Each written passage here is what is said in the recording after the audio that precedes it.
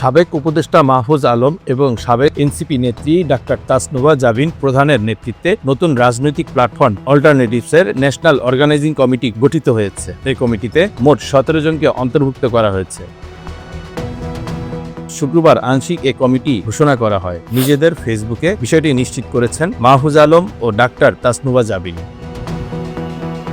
কমিটিতে আরও রয়েছেন আহমদ ইবনে আরিফ ওরফে অনি, ইমন সৈয়দ, ইমরান আহমেদ, জাহিন ফারুক আমিন, তানভীর চৌধুরী, দুর্জয় দাশগুপ্ত, ফরহাদুল আলম সবুজ, মাইদা তানহা বিদুষী, মুতাসিম বিল্লাহ, মনিরুজ্জামান, মোহাম্মদ রায়হানুর রহমান, মোহাম্মদ ইরফানুল হক, সাজ্জাদ হোসেন শহীদুল্লাহ, শেখ ফরিদ এবং হাসান আলী।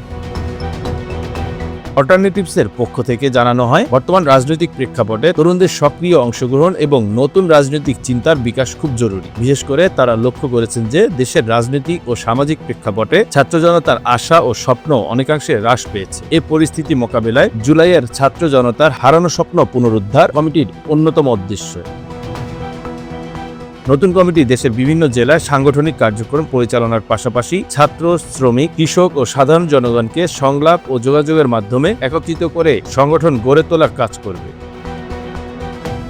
গত 8 ফেব্রুয়ারি রাজধানী ঢাকায় অনুষ্ঠিত একটি আলোচনা সভার মাধ্যমে অল্টারনেটিভসের যাত্রা শুরু। Bangla affairs news desk.